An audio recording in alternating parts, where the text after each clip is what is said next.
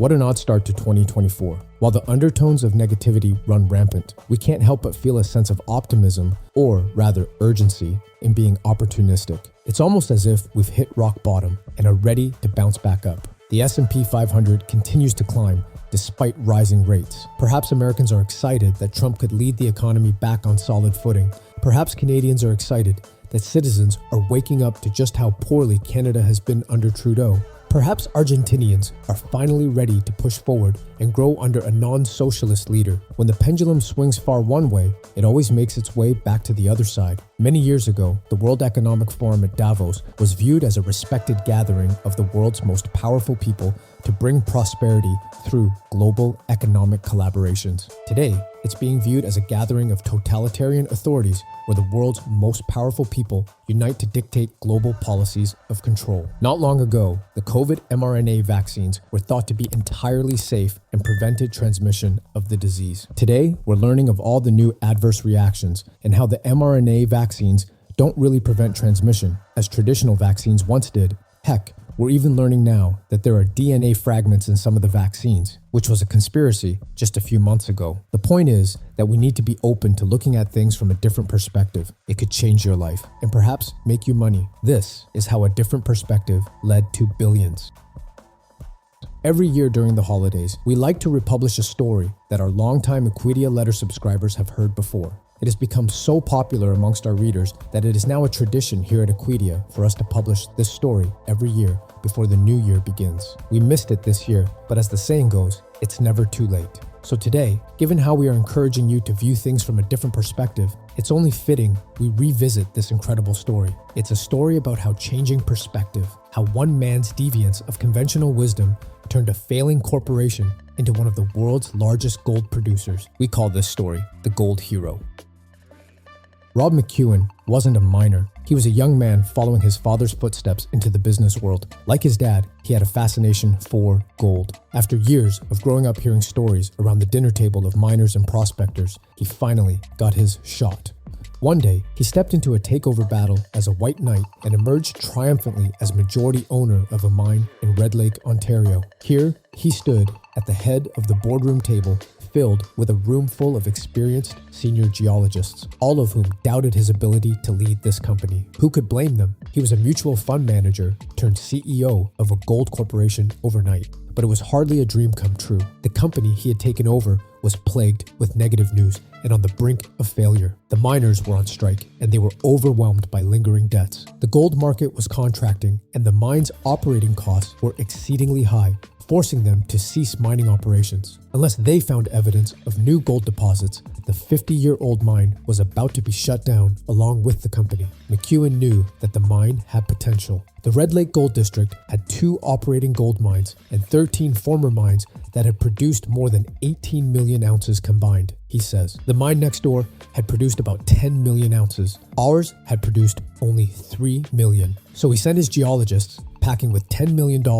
and a plan to drill in the most remote and deepest parts of the mine. A few weeks later, the geologists returned. With smiles on their faces, they broke the news to McEwen that would save the failing company, at least for another few years. They had found results, signaling new deposits of gold as much as 30 times the amount they had been mining at the company. But that wasn't enough. The senior staff continued years of further exploration in attempts to find a more accurate depiction of the gold's value and location. Despite the expertise and experience among the staff of senior geologists, their efforts proved stagnant. It had become obvious that something critical needed to change if they were to secure a future for their company. They needed to act faster. Exhausted and uncertain about his company's future, McEwen decided to take a break for some personal development. He attended an MIT conference in 1999 where corporate presidents from around the world had come to learn about advances in information technology. Perched up in his chair, he listened as the lecturer talked about how Linus Torvalds built a masterpiece computer operating system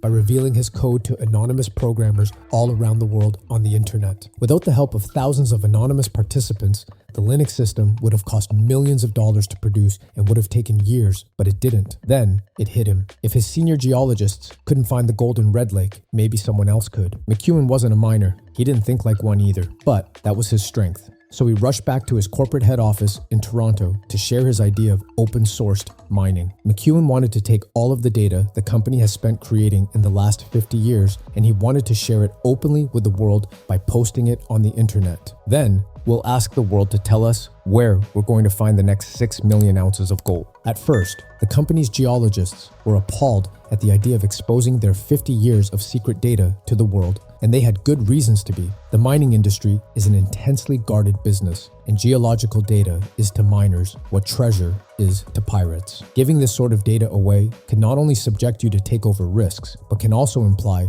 that your company no longer has the ability to move forward on its own. Despite the inherent risks, McEwen decided to push forward, and in March 2000, he launched a new challenge. They posted every bit of information they could on their 55,000-acre property through their website and set up a contest offering $575,000 worth of prize money to the participants that could show his company the best methods and estimates on their property. McEwen knew this strategy entailed big risks, but the risks of continuing to do things the old way were even greater. Mining is one of humanity's oldest industrial pursuits, McEwen says. This is old economy. But a mineral discovery is like a technological discovery. There's the same rapid creation of wealth as rising expectations improve profitability. If we could find gold faster, we could really improve the value of the company and improve the value they did. Within weeks, submissions from over 1,000 virtual prospectors in over 50 countries crunched the data. But geologists weren't the only participants. Mathematicians, graduate students, consultants, and military officers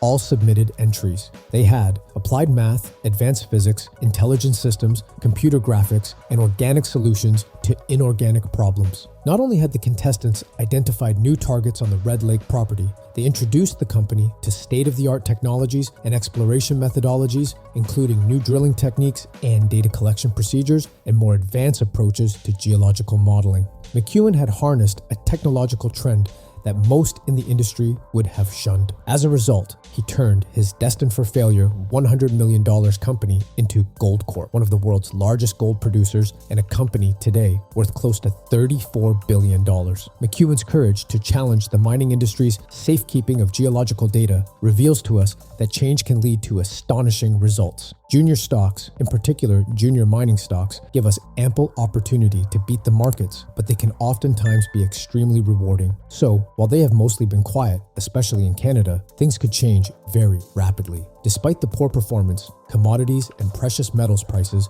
remain high. Eventually, fundamentals will overcome fear. It may take a few months or even a few years, but these low valuations will eventually be reversed. We are looking forward to 2024 as a year for great opportunity, despite what we believe could be extreme volatility. Could the powerful elite prop the stock market up to help Biden win another term? Could they be waiting for Trump to come in power, only to topple the markets and blame it on him? Or could Trump become president once again and make the stock market soar? Regardless of your political views, have an open mind. It just might change your life. Seek the truth and be prepared.